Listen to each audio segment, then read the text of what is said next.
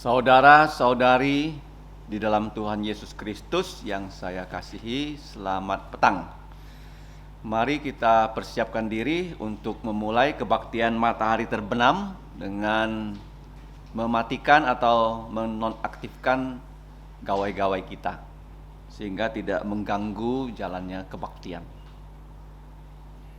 Terima kasih atas kerjasamanya. Pujian Tuhan berada di bait sucinya.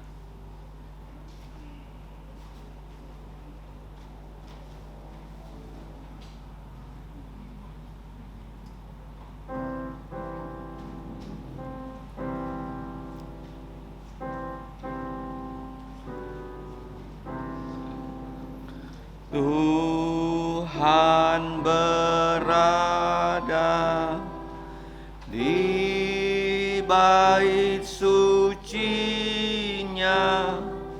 semua orang di hadapan Tuhan sujudlah, berdiam diri, sembah, sujud. Amin. Dengarkanlah firman Tuhan sebagai landasan kebaktian kita dari Mazmur 37 ayat yang ke-5 dan 6. Serahkanlah hidupmu kepada Tuhan dan percayalah kepadanya, dan Ia akan bertindak. Ia akan memunculkan kebenaranmu seperti terang dan hakmu seperti siang. Mari kita memuji Tuhan dengan pujian pembukaan nomor 354. Ku bersukacita kerja untuknya. 354 kita menyanyikan dengan berdiri. 354.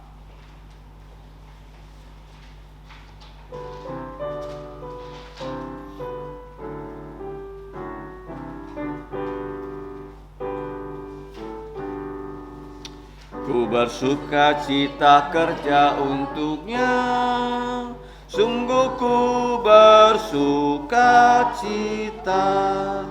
Ada sukacita dalam jantungku, ku bekerja untuknya. Ku serahkan semuanya, kerja untuk Rajaku. Ada damai sukacita, ku bekerja untuknya. Ku bersukacita kerja untuknya, sungguh ku bersukacita. Tiap langkahku ku turut perintahnya dan bekerja untuknya. Ku serahkan semuanya, kerja untuk Rajaku.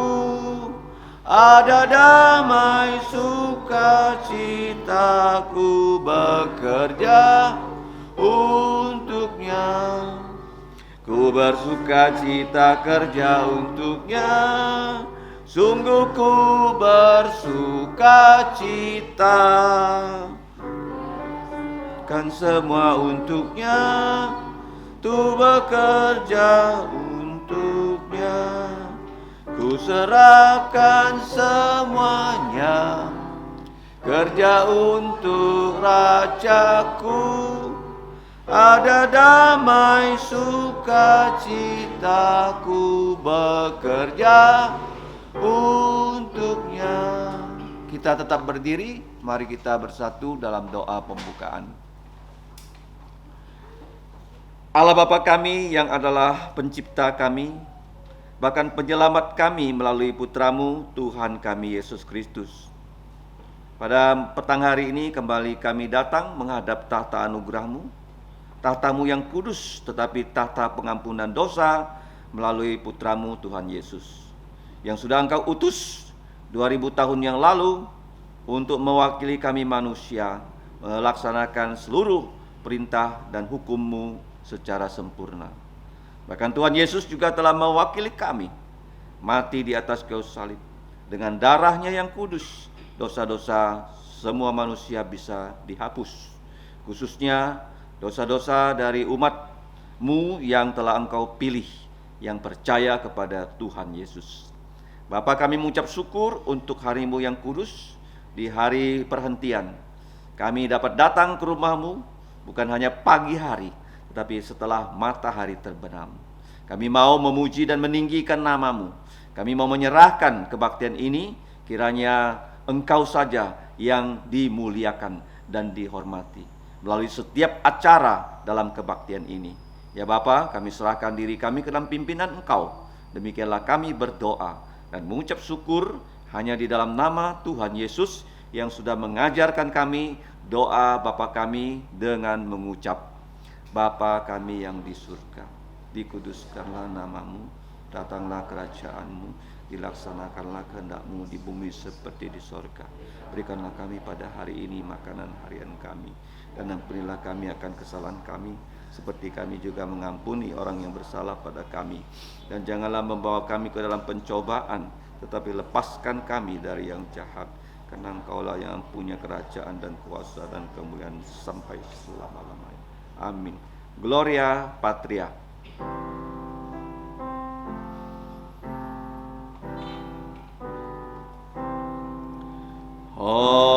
Hormat diberi untuk Bapa, Putra, dan Roh Kudus, dari mula sampai sekarang dan seterusnya, termulia. Amin. Amin. Saudara-saudari, dipersilakan duduk. Mari kita membuka kitab suci kita.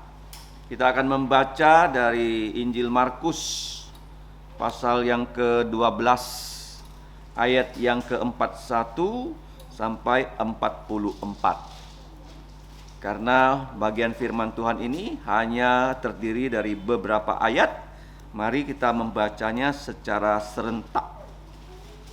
Injil Markus pasal yang ke-12 ayat 41 sampai 44. Kita akan membaca dengan serentak. Kalau firman Tuhan ini sudah terbuka, mari kita membacanya dengan seksama. 3, 2, 1. Pada suatu kali Yesus duduk menghadap peti persembahan dan memperhatikan bagaimana orang banyak memasukkan uang ke dalam peti itu. Banyak orang kaya memberi jumlah yang besar. Lalu datanglah seorang janda yang miskin, dan ia memasukkan 2 peser, yaitu 1 duit. Maka dipanggilnya murid-muridnya dan berkata kepada mereka, Aku berkata kepadamu, sesungguhnya janda miskin ini memberi lebih banyak daripada semua orang yang memasukkan uang ke dalam peti persembahan. Sebab mereka semua memberi dari kelimpahannya, tetapi janda ini memberi dari kekurangannya semua yang ada padanya, yaitu seluruh nafkahnya. Amin. Terpujilah nama Tuhan, karena Dia mengizinkan kita membaca firman-Nya secara bersama-sama, dan Ia memberkati kita yang diberi kesempatan membaca firman-Nya, merenungkan, menjalankan, dan mewartakan firman-Nya.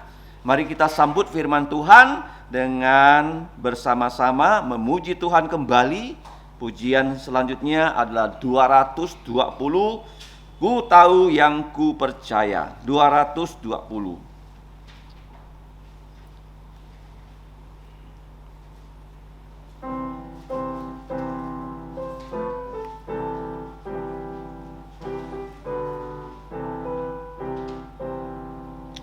Tak ku tahu anugerahnya Ia berikan padaku, dan mengapa kasih Tuhan rela menebusku.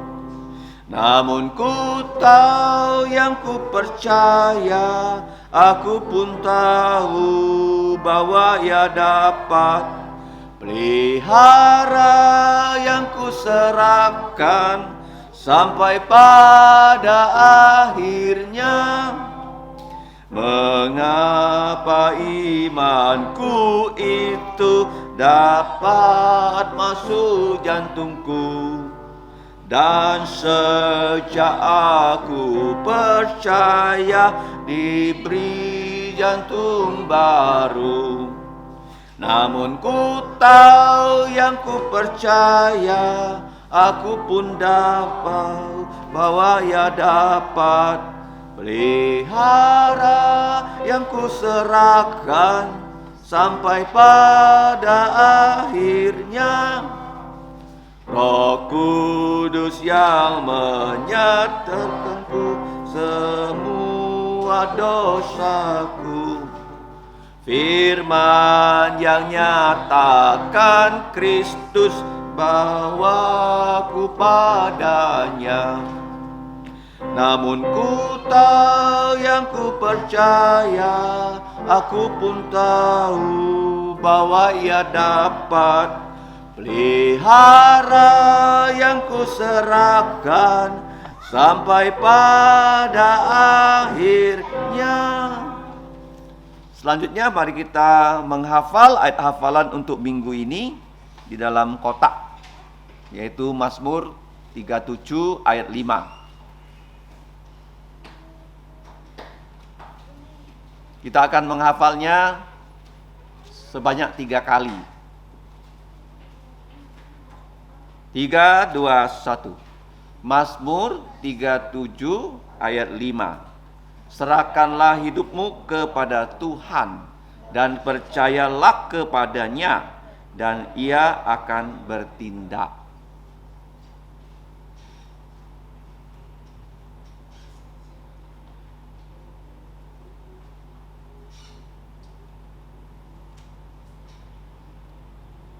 Tiga, dua, satu.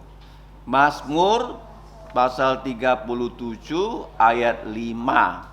Serahkanlah hidupmu kepada Tuhan dan percayalah kepadanya, dan Ia akan bertindak. Kita akan menghafal dengan senyap di benak kita beberapa kali, dan kali ketiga ketika kita bersuara, kalau dapat tidak lagi melihat teks ini. Sudah kita hafal secara bersama-sama.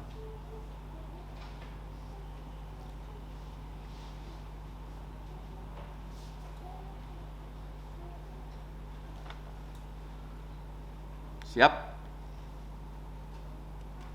3, 2, 1. Mazmur pasal 37 ayat 5. Serahkanlah hidupmu kepada Tuhan dan percayalah kepadanya, dan Ia akan bertindak. Puji Tuhan.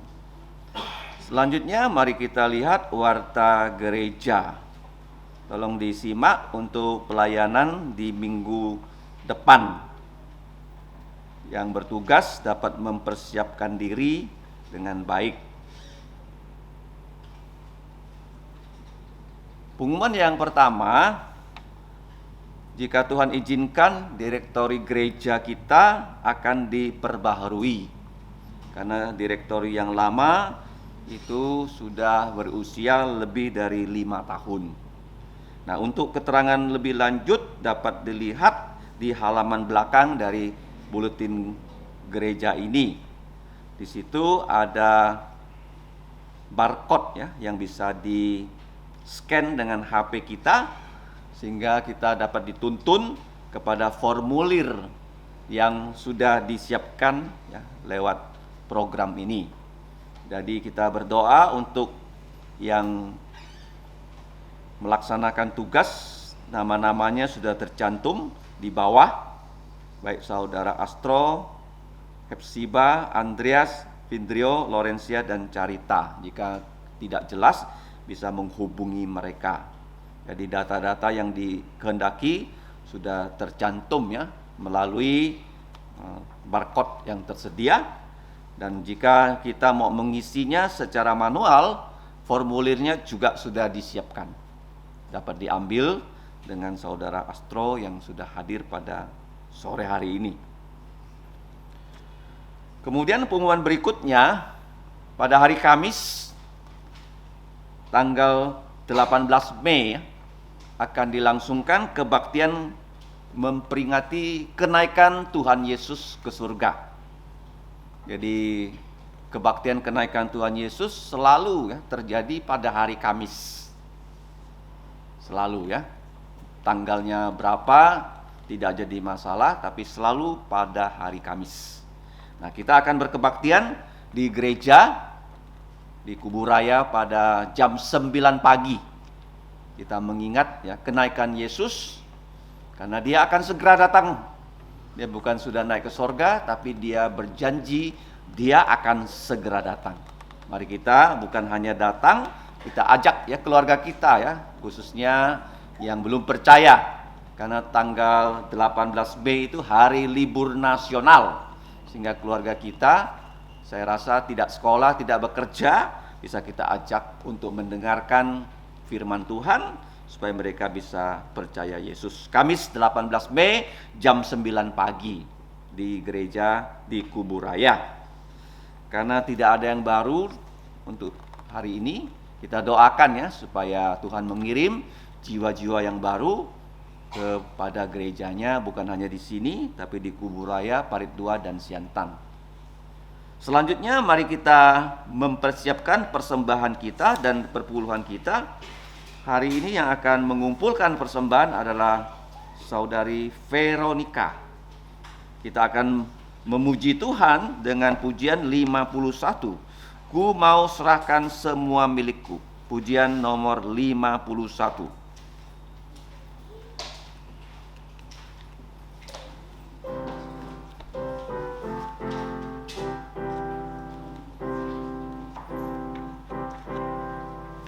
Ku mau serahkan semua milikku, sungguh ku rela kepadamu.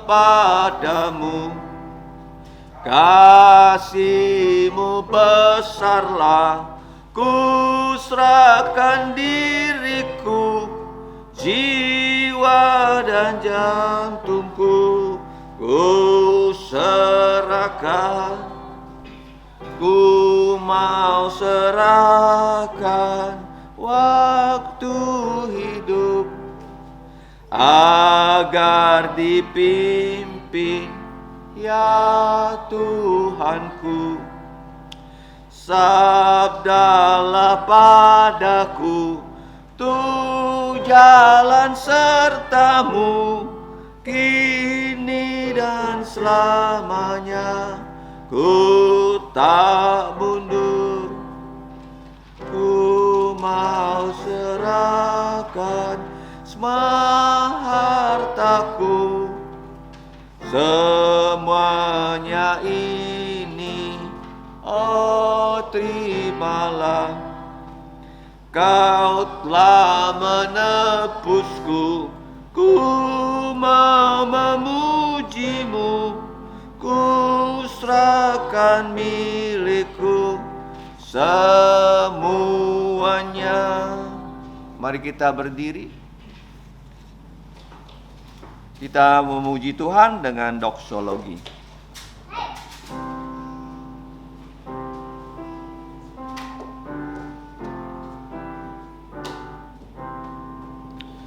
Puji Allah sumber berkat, puji Dia semua ciptaannya, puji Dia para malaikat, Bapa, Putra, dan Roh Kudus. Amin. Mari kita berdoa. Allah Bapa kami, yang kami sembah melalui putramu Tuhan Yesus. Kami bersyukur ya Bapa bahwa saat ini kami dapat memuji Engkau, menyembah Engkau melalui persembahan uang. Semua ini adalah berasal dari Engkau, yang telah Engkau berikan kepada kami sebagai anak-anak-Mu, berkat-berkat rohani dan jasmani. Kami membawa persembahan ini kepada Engkau, kami berdoa memohon Engkau berkenan menerima persembahan ini. Bahkan Engkau menolong kami untuk menggunakan persembahan ini dalam pelayanan untuk memuliakan nama-Mu. Bahkan untuk pengabar Injil dan juga untuk pendirian gereja-Mu di muka bumi ini. Ya Bapa, kami percaya akan janji-Mu dalam firman-Mu, bahwa Engkau akan menjaga kami yang telah membawa persembahan kepada Engkau. Khususnya ada anak-anak kecil yang membawa persembahan, uang yang berasal dari keluarga mereka, orang tua mereka yang belum percaya Yesus. Kiranya Engkau berbelas kasihan supaya setiap anggota keluarga mereka bisa percaya pada Tuhan Yesus. Ya Bapa, Engkau menolong kami semua agar kami juga dapat membawa diri kami sebagai persembahan, yaitu korban yang hidup yang melayani Engkau, yang berkenan Engkau pakai melaksanakan tugas-tugas-Mu di muka bumi ini. Demikianlah doa kami Bapa, yang kami naikkan dengan ucapan syukur hanya di dalam nama Tuhan Yesus Kristus. Amin. Silakan duduk. Untuk anak-anak silakan menuju ke kelas sekolah minggu dengan tenang. Tibalah saatnya kita akan mendengarkan firman Tuhan dengan judul yaitu persembahan yang berkenan kepada Tuhan, yang akan dibawakan oleh hambanya pengabar Injil Zakaria Suhartono. Waktu dan tempat saya persilakan. Terima kasih. Saya mengucapkan selamat petang untuk Bapak Ibu Saudara-saudari yang saya kasih dalam Tuhan Yesus Kristus. Kita kembali bersama-sama bersyukur bahwa Tuhan telah menyertai hidup kita sepanjang hari ini. Dan saya juga bersyukur bisa menyampaikan firman hari ini. Mari kita bersama-sama kembali membuka ayat yang tadi kita telah baca bersama-sama, yaitu dari Injil Markus pasal yang ke-12 ayat 41 sampai 44. Dan saya hanya akan membacakan dua ayat, yaitu 43 dan 44 sekali lagi untuk kita semua. Tolong diperhatikan dengan baik. Maka dipanggilnya murid-muridnya dan berkata kepada mereka, Aku berkata kepadamu, sesungguhnya janda miskin ini memberi lebih banyak daripada semua orang yang memasukkan uang ke dalam peti persembahan. Sebab mereka semua memberi dari kelimpahannya, tapi janda ini memberi dari kekurangannya semua yang ada padanya, yaitu seluruh nafkahnya. Mari kita berdoa. Bapa kami yang ada di dalam kerajaan surga, Bapa sumber dari hikmat dan pengetahuan manusia, kami datang lagi dengan segala rasa syukur dan juga dengan merendahkan diri kami serendah-rendahnya di hadapan-Mu. Karena kami manusia berdosa, Engkau telah layakkan, sehingga kami bisa bukan hanya mendengar, membaca firman-Mu, bahkan kami juga bisa mempelajarinya. Sungguh ada suatu kebahagiaan untuk kami semua bisa duduk diam mendengar suara-Mu. Dan kami memohon Engkau yang memimpin kami semua, baik yang berbicara maupun yang mendengar. Kami sama-sama bisa belajar banyak dari firman-Mu, sehingga melalui firman-Mu kami bisa tahu bagaimana hidup yang berkenan di hadapan-Mu, bagaimana kami harus bersikap, bagaimana kami harus menentukan pilihan, dan bagaimana kami harus melakukan rencana dan kehendak-Mu di dalam hidup kami. Kami menyerahkan waktu ini, dan kami juga memohon Engkau menolong hamba-Mu yang terbatas dan tidak berguna ini, sehingga Engkau pakai dengan kuasa-Mu, sehingga bisa memberikan firman-Mu, menyampaikan firman-Mu dengan sederhana, namun bisa menguatkan, menambahkan iman setiap orang yang mendengarnya. Kami berdoa dan mengucap syukur serta mohon ampun atas dosa pelanggaran kami. Hanya di dalam nama Tuhan Yesus Kristus. Amin. Saudara-saudari, ayat ini atau kisah ini adalah kisah yang begitu luar biasa untuk saya pribadi. Kenapa? Karena setidaknya ada 2 kali di dalam kejadian di dalam hidup saya, ayat ini kembali muncul untuk menguatkan, menegur, membimbing, dan memberikan pengharapan baru. Saya ingat sebelum saya masuk, izinkan saya memberi sebuah kesaksian mengenai ayat ini. Saya ingat pertama kali saya mulai bekerja. Saat saya bekerja, saya sangat ingat bagaimana mama saya dan saya dididik dengan kekristenan, sehingga saya tahu dengan konsep perpuluhan. Jadi saya diajarkan untuk memberi perpuluhan. Bahkan waktu saya masih SMP, saya mulai bekerja, dan ibu saya bilang, kamu harus memberikan persembahan sulung, artinya kamu berikan semuanya. Jadi persembahan sulung pun saya lakukan, dan perpuluhan saya mulai lakukan. Namun semenjak saya semakin dewasa dan semakin banyak kebutuhan, saya merasa bahwa perpuluhan itu tidak penting lagi. Memang kewajiban, tapi bukan suatu yang penting untuk dilakukan. Sehingga waktu saya mulai bekerja, saya bekerja di Tanah Abang waktu itu, saya bekerja dan ada satu titik di dalam hidup saya berhenti perpuluhan. Karena saya pikir gini, saya punya banyak kebutuhan lebih penting, dan Tuhan tahu, Tuhan mengerti bahwa saya butuh itu.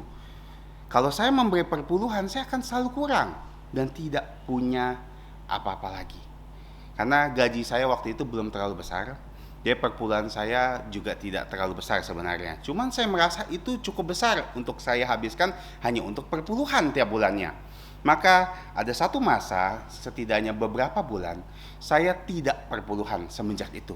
Saya tidak mau memberikan perpuluhan. Setiap kali perpuluhan saya bilang, Tuhan, Engkau kan mengerti saya kurang, gaji saya kurang nih, jadi bulan depan lah ya saya bayar perpuluhan. Bulan depan berlalu, saya mengatakan seperti itu lagi, begitu lagi. Hingga saya sadar ternyata memang saya semakin kurang. Dan saya menyadari bahwa satu periode itu hampir seminggu sekali atau dalam sebulan hampir 7-8 kali saya harus mengganti ban saya karena bocor. Harus saya ganti loh. Lalu apa yang terjadi? Motor saya beberapa kali mogok. Dan itu semakin membuat saya membenarkan diri, saya butuh uang ini. Jadi saya terus-menerus bilang, saya nggak bisa kasih perpuluhan karena saya benar-benar butuh, uang saya nggak cukup. Karena banyak masalah, musibah yang saya hadapi. Hingga suatu hari, pada hari Minggu itu, saya tidak ingat letaknya kapan, mungkin seingat saya tahun 2010. Waktu itu ada hamba Tuhan memberitakan firman di bagian ini. Letaknya betul-betul di bagian ini. Dan dia memberikan saya teguran melalui firman ini. Bahkan teguran untuk setiap orang, tapi saya benar-benar tertegur. Dan di situ, di akhir dari khotbah itu, saya menyadari kesalahan saya dan saya minta ampun sama Tuhan. Ternyata saya harus menyerahkan diri saya kepada Tuhan. Dengan persembahan, memberi persembahan ini, saya sebenarnya berserah sama Tuhan. Nanti kita akan pelajari tepatnya seperti apa, tapi dari situlah saya berniat, oke, saya harus perpuluhan. Dan itu awal bulan, saya harus perpuluhan. Dan hal yang mengejutkan saya, karena ada dua kebaktian ya. Kebaktian malam, saya sudah berniat bahwa saya akan perpuluhan, saya sudah siapkan. Dan saya sebenarnya tidak punya tabungan ya. Dan uang satu-satunya di dompet saya hanya 180.000. Saya ingat sekali, 180, mungkin ada 82.000. Saya ingat sekali. Dan perpuluhan yang saya harus berikan 160.000. Saya berpikir, Tuhan, kalau saya kasih nih, 1 minggu nih, saya mau makan apa? Saya nanti isi bensin gimana? 20.000 1 minggu. Saya mulai lagi berargumen sama Tuhan.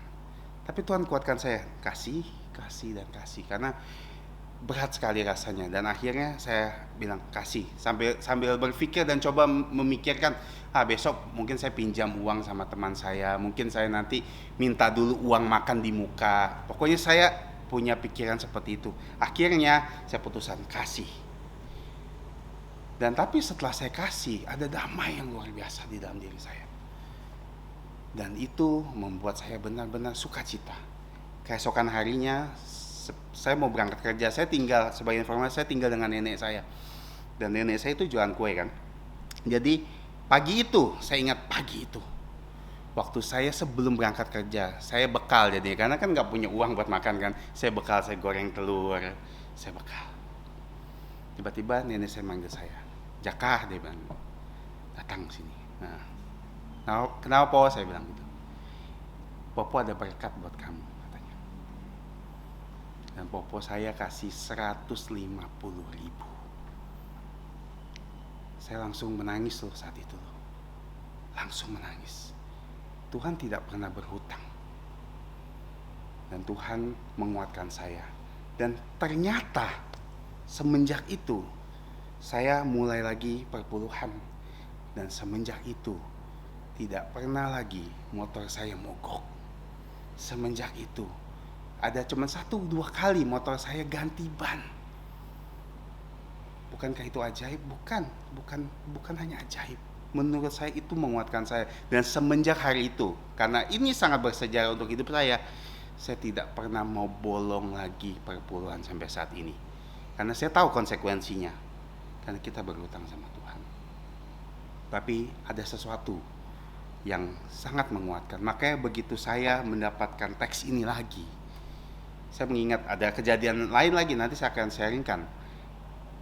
Ini adalah kali ketiga Tuhan bicara dengan saya secara spesifik tentang persembahan dan tentang penyerahan hidup. Kalau kita melihat di ayat ini, sebenarnya ayat ini kalau dari kitab Markus ya, Injil Markus ya, dari sudut pandang kitab Markus, ini adalah bagian terakhir dari kisah di mana setelah itu di pasal 13 Tuhan Yesus akan berkhotbah tentang akhir zaman. Jadi ini sebenarnya seperti kesimpulan yang akan dilakukan pelayanan Tuhan Yesus sebelum nanti Tuhan Yesus akan berkhotbah tentang akhir zaman dan nanti dia akan ditangkap dan dia akan disalibkan. Dan ini hari-hari terakhirnya. Nah, di sini kita hal yang menarik adalah setelah rentetan pertanyaan yang diajukan kepada Tuhan Yesus, dan akhirnya Tuhan Yesus memberi sebuah pertanyaan yang mereka tidak bisa jawab. Dan Tuhan Yesus, minggu lalu kita lihat dan mendengar sama-sama bahwa Tuhan Yesus mengutuk ahli-ahli Taurat, semua ahli-ahli orang-orang Farisi, semuanya Tuhan berikan kutukan. Dan setelah itu, sebagai kontrasnya, orang Farisi semua orang-orang agama di Yahudi, sebagai kontrasnya ada seorang janda miskin. Dan Tuhan memberi kontras yang sangat luar biasa. Kenapa? Karena kalau kita lihat di ayat 40 ya, yang menelan rumah janda-janda. Konteksnya janda-janda ini ada korban, seperti janda ini akan menjadi korban. Tapi kalau kita lihat, ada sesuatu yang lebih menarik lagi daripada janda ini sebagai korban. Di sini dikatakan pada suatu kali Yesus duduk menghadap peti persembahan. Nah, mungkin kata peti persembahan itu kurang tepat ya kalau diterjemahkan. Karena bentuk dari tempat wadah persembahan ini sebenarnya bukan seperti peti. Kalau kita melihat dari apa yang saya baca, ini namanya shofar chest, karena chest itulah seperti peti kan, chest kotak, seperti kotak gitu kan. Tapi sebenarnya bentuknya seperti trompet, atau tanduk dari kambing jantan besar itu. Biasa, dan shofar ini kita biasa terjemahkan dalam bahasa Indonesia itu sangkakala, ya kan, atau trompet. Biasa ditiupkan untuk mengumpulkan rakyat, biasa ditiupkan kalau ada perayaan, biasa ditiupkan kalau ada perang. Nah, bentuknya seperti itu, dan biasa dijelaskan bahwa ada 13 shofar chest ini di sekeliling wilayah disebut di halaman wanita. Kita sudah pernah belajar waktu bagaimana Tuhan Yesus datang ke halaman bait Allah kan, di mana ada namanya Gentile courtyard, di mana halaman bait Allah itu hanya boleh dimasuki semua orang. Di mana setelah itu ada satu wilayah disebut namanya halaman wanita, di mana hanya orang Yahudi bisa masuk. Di mana orang Yahudi, wanita dan anak-anak boleh masuk. Di mana nanti selanjutnya ada halaman laki-laki yang hanya laki-laki boleh masuk, wanita tidak boleh masuk lagi. Nah, di halaman ini ada terdapat 13 persembahan ini, wadah persembahan ini. 13. Dan dikatakan bahwa dalam 13 ini setiap item, maksudnya setiap kotak atau tempat ini, persembahan ini ditujukan kepada satu jenis persembahan khusus. Ya. Dikatakan seperti itu. Dan ada satu, atau ada yang mengatakan 4, ada yang mengatakan 1 adalah untuk persembahan sukarela.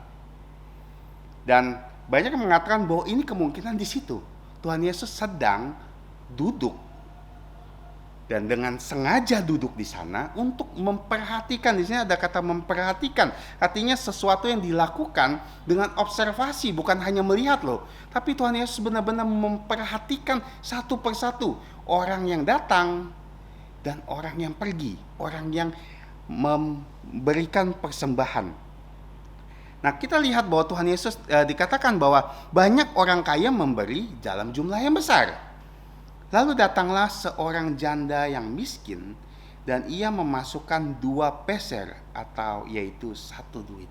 Sebagai kontras, banyak orang kaya, ya, orang kaya ini memberikan banyak, tapi kontrasnya adalah seorang janda yang miskin. Sudah janda miskin lagi ya. Dan janda miskin itu masukkan 2 peser 1 duit. Nah, 2 peser ini, 1 peser dalam bahasa aslinya itu lepton atau lepta, ya. Nah, 2 peser ini sebenarnya secara literal artinya serpihan, seperti serpihan makanan gitu kan. Dan ini adalah pecahan paling kecil saat itu. Kalau kita punya rupiah kan, pecahan paling kecil kita 100 rupiah. Nah, zaman itu pecahan paling kecil adalah ini. Di sini 1 peser ya, pecahan paling kecil. Dan ada yang menduga-duga dan melihat di beberapa kamus yang saya baca, ada beberapa penafsiran tentang bagaimana lepton ini dijelaskan. Ada yang bilang 1/8, tapi ada yang menarik mengatakan ini ada 1/64 dinar. 1/64 dinar. 1 dinar adalah upah kerja 1 hari. Kalau 1/64 dinar, artinya kurang lebih kalau saya hitung, anggap kita hitung dengan kondisi kita ya. Gaji misalnya buruh biasa itu 150 sampai 200. Kurang lebih ya, saya rata-ratakan saja 3.000 rupiah. 1 pesernya ya, 3.000, dan karena 2 peser itu cuma 6.000. Jadi dia hanya 6.000. Dan ada juga yang mengatakan biasanya orang yang ada di situ, orang kaya pun menukarkan uang mereka yang besar dalam jumlah yang kecil. Kenapa? Karena waktu mereka memasukkan koin-koin itu, kita bisa bayangkan karena dia bentuk dari gading kan, terbuat dari gading. Begitu dimasukkan, apa yang terjadi? Bunyi kan? Kencing. Dulu waktu saya sekolah minggu kan, saya ingat kalau saya misalnya punya persembahan pakai uang koin, malu. Kenapa malu? Pas begitu masuk, ting, bunyi, ya kan? Bunyi. Apalagi kalau yang dewasa nggak punya uang, aduh, uangnya 1.000-an tapi 5. Wah, malu. Kenapa? Bunyi. Tapi kalau di situ sengaja dibunyikan. Dan bayangkan 2 janda ini hanya keluarkan tung, nah habis. Tidak ada suara.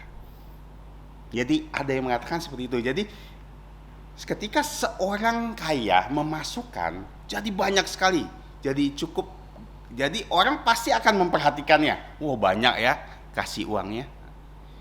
Tapi lihat, ini janda ini hanya memberi hanya kurang lebih 6.000 kalau kita estimasikan dengan kita lah ya. Jumlah yang kecil sekali loh. Dan Tuhan Yesus kemudian mengatakan kepada murid-muridnya, sesungguhnya janda miskin ini memberi lebih banyak dari semua orang, ya termasuk orang-orang kaya itu, digabung semua, janda ini masih lebih banyak loh. Sebab mereka semua memberi dari kelimpahannya, tetapi janda ini memberi dari kekurangannya. Semua yang ada padanya yaitu seluruh nafkahnya. Artinya seluruh hal yang dia miliki sebenarnya sedang dikasih sama Tuhan. Karena ini persembahan sukarela ya. Jadi ada kemungkinan ini diberikan janda ini dengan sukarela, bukan paksaan. Kecuali ada persembahan-persembahan khusus, mungkin dipaksa. Nah, apa yang kita bisa pelajari? Pertama, kalau kita lihat bahwa Tuhan memperhatikan setiap orang yang memberi persembahan. Saat kita mau ngomongin persembahan, kita jangan selalu konteksnya uang. Tapi memang persembahan selalu berhubungan dengan uang. Tapi kita harus juga pikirkan, persembahan ada hubungan dengan waktu. Persembahan juga tenaga. Persembahan saat kita melayani Tuhan. Persembahan ada waktu kita bersama Tuhan. Itu persembahan kita seluruh hidup kita. Nah, jadi seketika kita melayani, sebenarnya kita memberi persembahan. Bahkan Tuhan katakan bahwa hidup kita harus jadi korban hidup untuk Tuhan, seluruh hidup kita. Jadi Tuhan memperhatikan seluruh yang kita berikan kepada Dia loh. Jadi ketika kita melayani saat ini, apapun yang kita lakukan, ketika kita memasukkan uang dalam kantong persembahan, ketika kita melakukan kehendak Tuhan di dalam rumah kita, sekolah kita, pekerjaan kita, semua itu Tuhan perhatikan loh. Bagaimana kamu kasihnya, seberapa banyak kamu kasihnya. Tapi bukan masalah seberapa banyaknya seperti ini, bukan masalah kecil atau besarnya, signifikan atau tidaknya yang kita berikan sama Tuhan, tapi bagaimana sikap kita saat memberikan kepada Tuhan. Nah, Tuhan tidak pernah melihat ya apa yang manusia lihat. Seperti janda ini, banyak orang ingin melihat bagaimana orang memberi persembahan dengan banyak. Banyak orang ingin melihat bagaimana kita melayaninya. Banyak orang ingin supaya saya pengen kasih tahu loh, Tuhan, saya melayani Tuhan begitu baik, sampai orang-orang melihat hidup saya benar-benar melayani Tuhan. Sampai orang melihat hidup saya memberi persembahan buat Tuhan. Saya melihat, semua orang harus lihat apa yang saya lakukan buat Tuhan.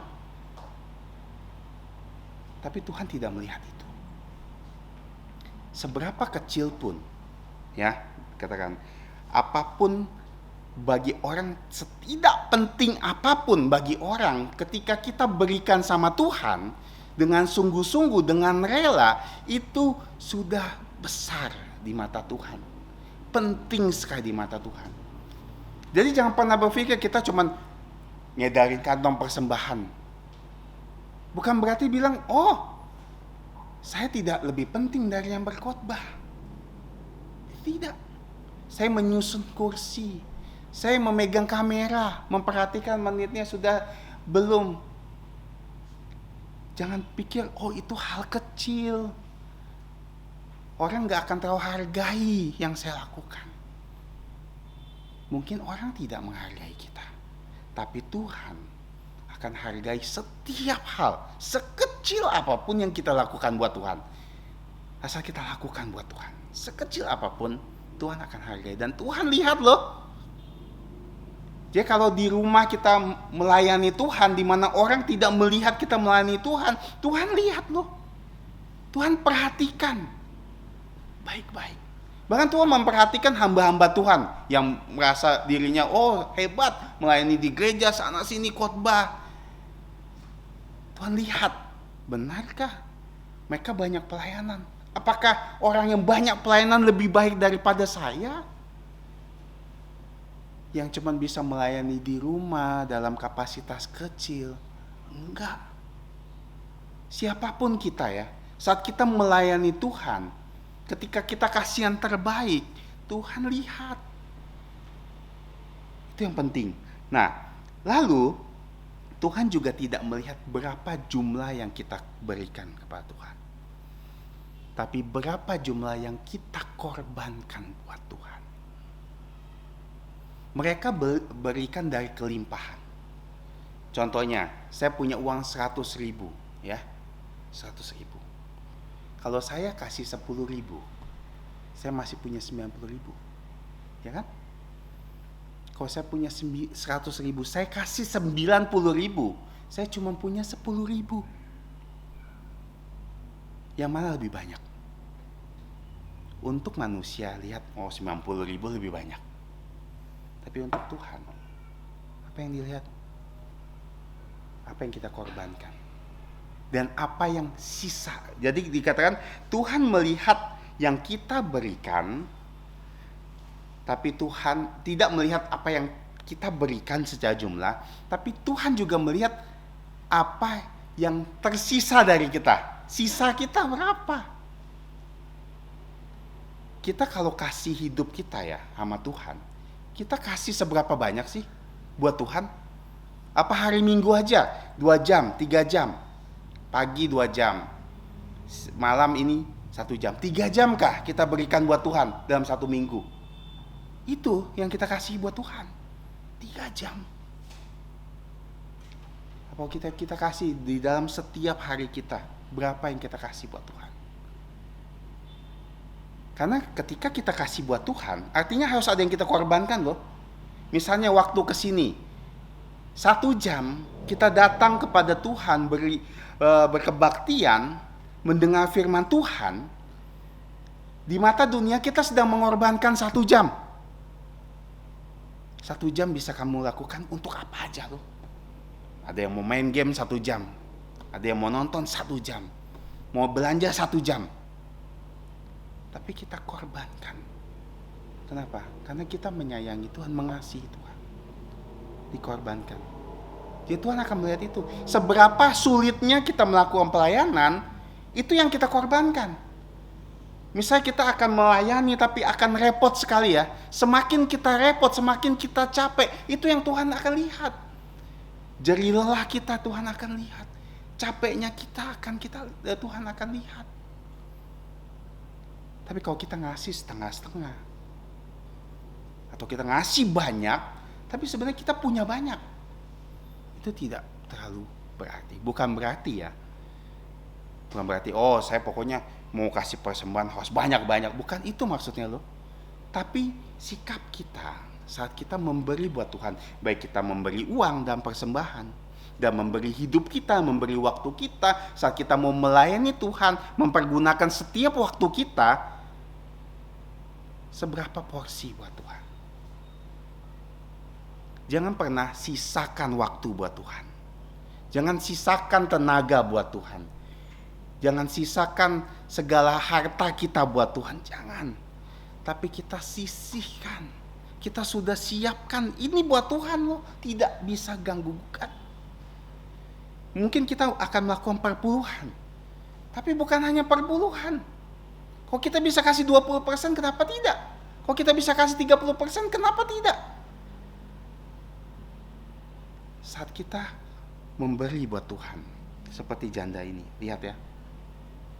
Janda ini dikatakan memberi seluruh nafkahnya loh. Artinya begitu janda ini keluar dari tempat itu, dia tidak punya sesuatu untuk dia beli, pakai, untuk membeli makan. Dia berikan semuanya.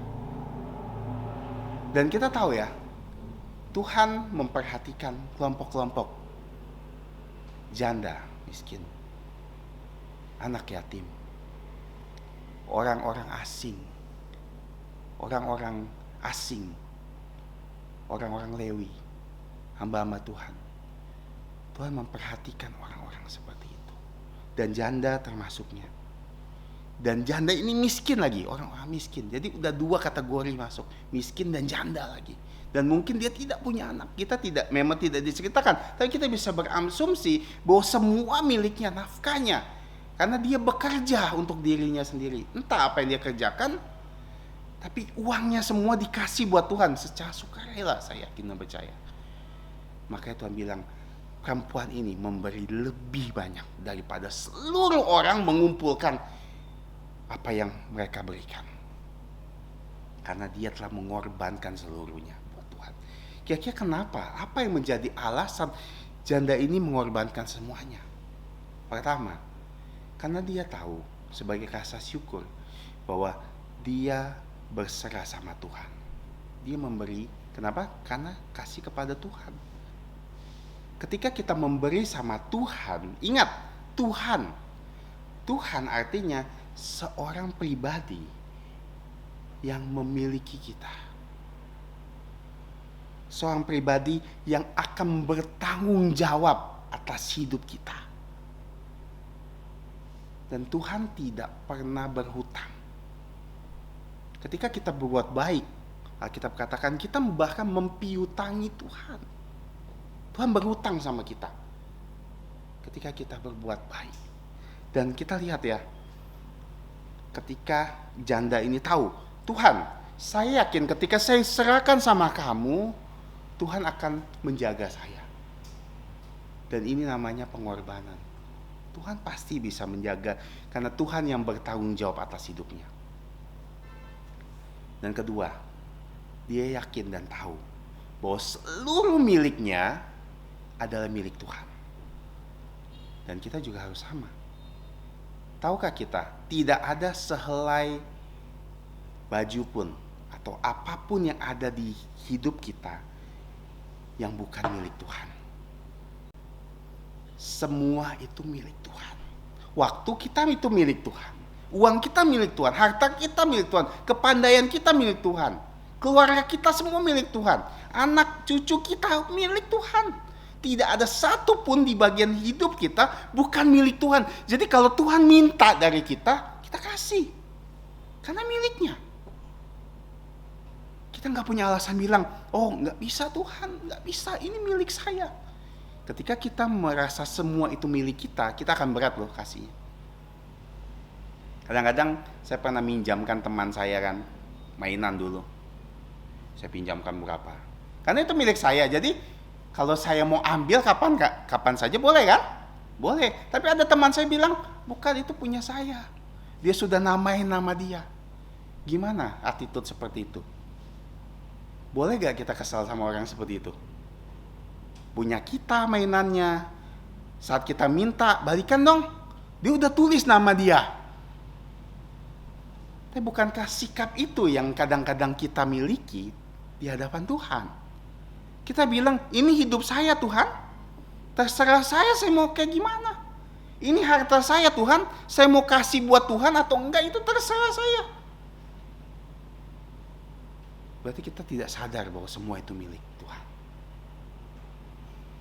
Dan satu kesaksian lagi, seperti yang saya bilang kan, ayat ini sekali dua kali telah mengingatkan saya. Satu kesaksian lagi, justru sebelum saya dulu dipanggil secara full time untuk melayani Tuhan. Dan ayat ini kembali lagi diingatkan kepada saya. Saya punya ketakutan dulu waktu saya masuk sekolah kitab ya. Ketakutan. Apa ketakutan terbesar saya? Jadi keluarga kami itu punya hutang. Ya, keluarga kami punya hutang.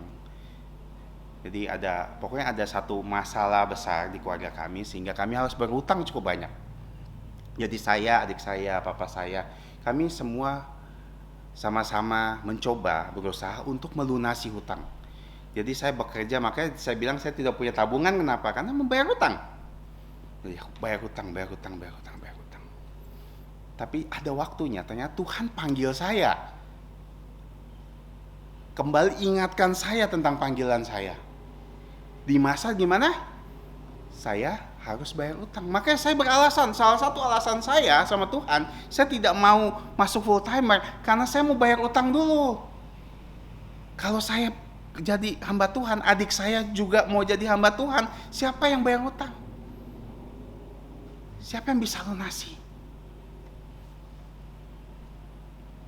Seminggu sebelum saya akhirnya memutuskan pergi, dan setelah berapa minggu setelah ketemu dengan Pak Peter di Jakarta, saya ketemu lagi dengan seorang pendeta namanya C.J. Andreas. Dia pendeta di GKK, Gereja Kristen Kebenaran, dan dia salah satu hamba Tuhan yang saya panuti dulu karena waktu sekolah minggu saya di sana. Nah, jadi intinya dengan agak sedikit berat ya, saya akhirnya mengambil tekad saya tetap menjadi hamba Tuhan. Tapi saat minggu itu saya mendengar khotbah ini lagi, persis dengan khotbah ini lagi. Dan kedua, saya ketemu dia pribadi. Setelah itu kan saya pribadi kunjungan ke rumahnya, dan dia mengatakan satu hal seperti ini buat saya. Ketika Tuhan panggil kamu, menyerahkan hidup kamu untuknya, Tuhan akan bertanggung jawab. Bertanggung jawab. Dia bilang kata-kata itu, kata-kata yang enggak pernah saya lupa dari kata-kata beliau. Tuhan akan bertanggung jawab atas hidup kamu. Dan saya dikuatkan firman ini sebelumnya pada hari Minggu, dan kata-kata beliau, dan minggu selanjutnya tahu apa yang terjadi? Ternyata papa saya salah hitung. Apa? Salah hitung jumlah uang hutang. Ternyata hutang kami sudah lunas. Dan dalam keterkejutan saya lihat benar Tuhan tidak pernah berhutang. Dan di sini katakan bahwa karena semua milik Tuhan. Dan firman ini datang lagi di minggu ini kepada saya. Secara spesifik. Kenapa? Karena saya renungkan. Ketika saya mempersiapkannya, saya merenungkan untuk diri saya sendiri. Apa yang Tuhan ingin sampaikan kepada saya. Justru saya pribadi merasa firman ini menguatkan saya begitu kuat. Karena dalam beberapa bulan ini, terus terang, kami satu keluarga struggle. Keputusan kami pergi sekolah ke Singapura memang kelihatannya baik. Tapi sebenarnya di dalam diri kami ada dilema-dilema yang ketakutan-ketakutan. Dan saya tahu dan saya sadar bahwa Tuhan pasti jaga saya, Tuhan pasti lindungi saya, Tuhan pasti pelihara saya. Cuman kadang-kadang dari segi manusia ya, ada ketakutan-ketakutan loh. Mikir gimana nanti di sana, tinggal gimana, dan biaya di sana cukup besar. Bukan hanya tentang ujian, tugas, itu hal minor sebenarnya. Yang menjadi kepikiran kami kadang-kadang tuh justru kenapa? Masalah ekonomi loh. Terus terang kami khawatir. Gimana ya? Kami hidup seperti apa ya nanti ya? Susahnya, apalagi istri kan belum pernah ke sana, jadi punya argumen-argumen. Oh nanti gimana ya, gini. Terus pikirin di sini juga ada cicilan rumah, gimana nanti kita bayarnya ya. Saya bilang, dan saya cuma bilang kita berdoa saja dan terus berdoa. Jadi ini jadi pokok doa kami setiap malam loh, setiap malam. Dari saya memutuskan untuk pergi, tiap malam Tuhan tolong saya dalam doa. Dan minggu ini Tuhan ingatkan saya lagi. Makanya firman ini untuk saya pribadi ya, terus terang, begitu menguatkan saya. Sekali lagi Tuhan ingatkan loh, bahwa ketika Tuhan panggil, ketika kita mau menyerahkan diri sama Tuhan supaya Tuhan pakai, ada harga yang harus kamu korbankan. Kita ingat, Tuhan kita, pemilik kita, pemilik hidup kita. Tuhan kita bertanggung jawab penuh atas hidup kita loh. Jadi kalau segala milik kita, sebenarnya semua milik Tuhan. Seperti anak kita tinggal di rumah kita ya. Anak kita bilang sama temannya, itu rumah saya gitu. Padahal rumah dia bukan. Bukan. Waktu dia bilang, itu mama saya masak makanan. Saya nonton TV punya saya. Anak kita pasti bilang seperti itu. Punya saya. Padahal punya dia bukan. Bukan. Punya kami yang beli. Tapi dia bisa pakai. Dan kalau dia mau nonton, saya kasih waktu. Saya kasih alarm. Nggak boleh nonton ya kalau alarm sudah selesai bunyi. Kenapa? Karena memang itu kamu boleh pakai. Tapi ketika saya bilang tidak, Dan dari situ saya belajar hubungan Allah Bapa dengan kita loh sebagai anaknya. Bahwa kita sebagai anaknya, kita sebenarnya mewarisi seluruhnya loh milik Bapa. Tapi belum secara penuh. Dan Tuhan akan bertanggung jawab atas semua milik kita. Karena milik itu Tuhan yang kasih. Keluarga Tuhan yang kasih, uang Tuhan yang kasih, gaji Tuhan yang kasih. Jadi harusnya apakah berat untuk kita kasih kembali ke Tuhan? Harusnya tidak. Seperti janda miskin ini. Dia kasih dari seluruh nafkahnya. Kenapa? Dia sadar Tuhan pasti tolong. Dan kalau kita melihat seperti yang saya bilang, Markus ini mengakhiri sebelum khotbah akhir zaman. Walaupun kalau secara kronologi masih ada lagi ya. Cuman untuk orang Roma yang membaca kitab Markus ini melihat, oh Markus ini setelah ini khotbah akhir zaman. Artinya apa? Artinya ada satu highlight penting kenapa cerita ini bisa masuk di akhirnya. Highlight apa yang ingin dikasih sama Tuhan? Highlight apa? Tentang Tuhan Yesus sendiri. Karena Tuhan Yesus sebagai budak yang dijelaskan kitab Markus akan memberikan nyawanya. Semuanya loh. Semuanya Tuhan kasih untuk manusia. Dulu dia adalah Tuhan yang kaya raya. Dia pemilik segalanya. Dan dia harus menjadi miskin. Semiskin-miskinnya. Bahkan lahir di kandang binatang. Tuhan yang tidak terbatas ruang dan waktu dibatasi dengan rahim kecil. Dia sudah mulai menderita loh semenjak datang jadi manusia. Belum sampai disalib Tuhan sudah mulai menderita. Dan Tuhan berikan semuanya, bahkan hidupnya untuk manusia. Makanya hari ini kita belajar bahwa sebenarnya ini highlight yang Tuhan kasih. Tuhan akan memberikan segalanya untuk manusia. Dan Tuhan telah memberikannya di kayu salib. Hari ini kita belajar secara sederhana. Pertama, Tuhan melihat apa yang kita berikan kepada Tuhan. Jadi bukan masalah besar dan kecil ya. Bukan. Tapi bukan masalah seberapa banyak yang kita kasih, tapi seberapa banyak yang kita korbankan. Bukan seberapa banyak yang kita kasih, tapi seberapa banyak yang kita sisihkan buat kita sendiri. Kedua, Tuhan bertanggung jawab atas hidup kita. Jadi artinya karena dia Tuhan, pemilik hidup kita, jadi seluruh yang kita punya milik dia. Jangan khawatir ya saudara-saudari, ketika kita diminta Tuhan sesuatu dari hidup kita. Uang kita kah? Harta kita kah? Anak kita? Mungkin dari sini anak kita nanti Tuhan bilang, saya mau anak kamu jadi hamba Tuhan. Oh saya mau dia jadi dokter, dia pengusaha. Enggak, Tuhan bilang itu saya mau sebagai hamba Tuhan. Kasih. Atau hidup kita saat ini, Tuhan mau, misalnya Tuhan saat ini bilang, saya mau panggil kamu loh sebagai hamba Tuhan. Apapun pekerjaan kamu hari ini, saya mau panggil kamu sebagai hamba Tuhan. Saya mau kamu diperlengkapi. Saya mau kamu dibentuk supaya kamu bisa memuliakan Tuhan, melayani Tuhan seumur hidup kamu. Ketika Tuhan tantang kita seperti itu, apa respon kita? Karena semua milik Tuhan, kita harus kasih. Dan kita mempelajari ini adalah Tuhan contohkan bagaimana mengorbankan dirinya. Ilustrasi terbaik yang Tuhan lakukan. Jadi semoga firman hari ini bukan hanya menguatkan saya secara pribadi seperti yang telah saya sharingkan, tapi menguatkan kita semua supaya kita bisa memberi yang terbaik buat Tuhan. Terbaik bukan berarti terbanyak. Terbaik adalah ketika kita bisa berkorban dalam pemberian kita. Mari kita berdoa.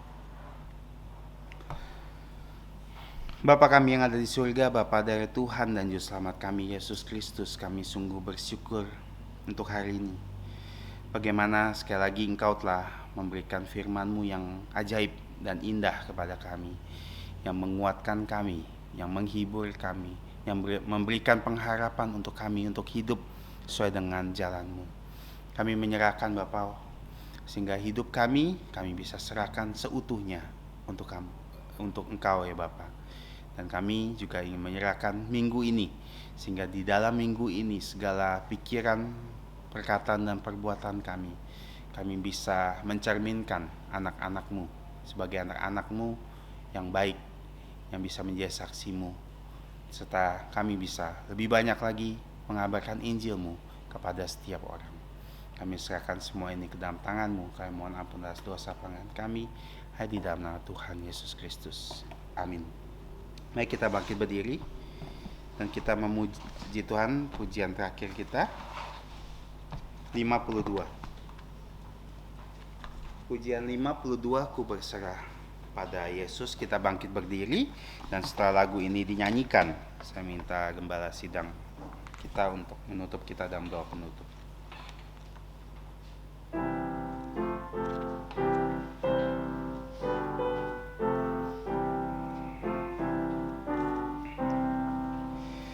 Ku berserah pada Yesus dengan tangan yang bebas, dan ku mau mengasihinya, selalu bersamanya.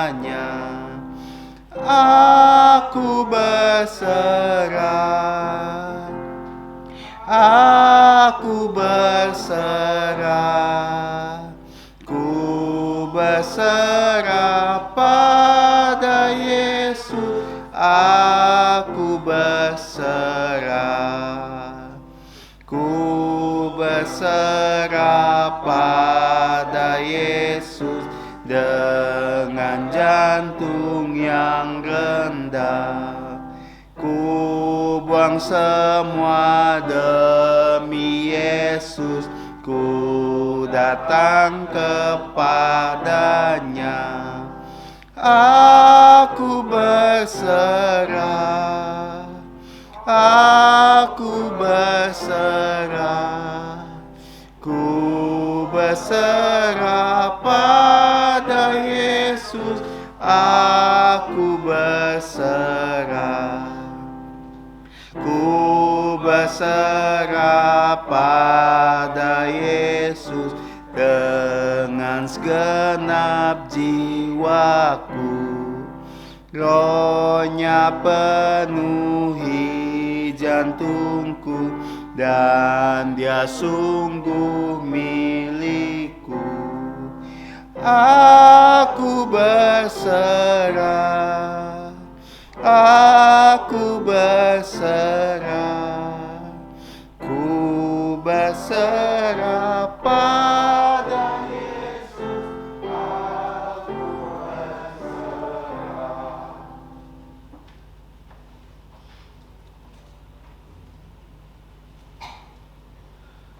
Mari kita kembali bersatu dalam doa penutup. Allah Bapa kami yang selalu mengasihi kami di dalam Tuhan Yesus Kristus, kembali kami di penghujung kebaktian ini, datang menghadap Engkau dengan ucapan syukur karena Engkau telah memberkati, menyertai kebaktian matahari terbenam. Kami diizinkan untuk memuji nama-Mu, kami diizinkan untuk membawa persembahan, membaca firman, dan merenungkan firman. Sebentar lagi ya Bapa, kami akan pulang ke rumah kami masing-masing. Kami kembali menyerahkan hidup kami ke dalam pimpinan Engkau. Kiranya dalam setiap detik kehidupan kami, rencana-Mu sajalah yang kami laksanakan dan kami jalankan dengan pertolongan firman-Mu dan Allah Roh Kudus, sehingga nama-Mu dapat dipermuliakan di dalam setiap aspek daripada kehidupan kami ya Bapa. Di antara kami ada yang sebagai anak-anak kecil yang masih sekolah. Engkau menolong mereka khususnya di bulan Mei. Mereka akan menghadapi penilaian sumatif akhir. Kiranya mereka menyelesaikan masa persekolahan mereka di tahun ajaran ini dengan baik.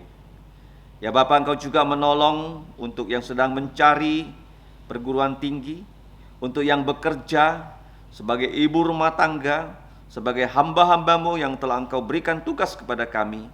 agar semuanya dapat kami laksanakan untuk kemuliaan nama-Mu. Kami percaya Bapa, bahwa semua yang Engkau berikan pada kami bukan hanya keselamatan, tetapi begitu banyak janji-janji yang Engkau berikan pada kami untuk kami percayai, untuk kami laksanakan, sehingga kami tahu Engkau adalah Allah yang hidup, Allah yang benar dalam kehidupan setiap anak-anak-Mu. Tolonglah kami ya Bapa, menjadi saksi Injil Tuhan Yesus di rumah kami masing-masing, di tempat kerja, dimanapun Engkau mengutus kami. Sehingga melalui kehidupan kami, perkataan kami, perbuatan kami, orang bisa mengenal siapa Yesus dan diselamatkan. Tolonglah kami ya Bapa, agar nama-Mu saja yang dimuliakan.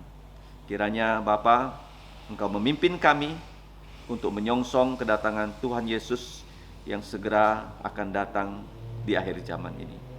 Kiranya nama-Mu, nama Putra-Mu, nama Roh Kudus yang dimuliakan. Karena Engkaulah ya Bapa yang punya kerajaan dan kuasa dan kemuliaan sampai selama-lamanya. Dalam nama Tuhan Yesus Kristus kami berdoa dan berterima kasih. Amin. Amin. Amin.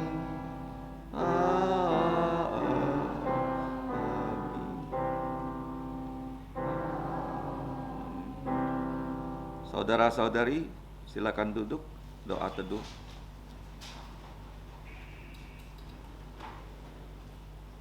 Tuhanmu memberkatimu dan melindungimu.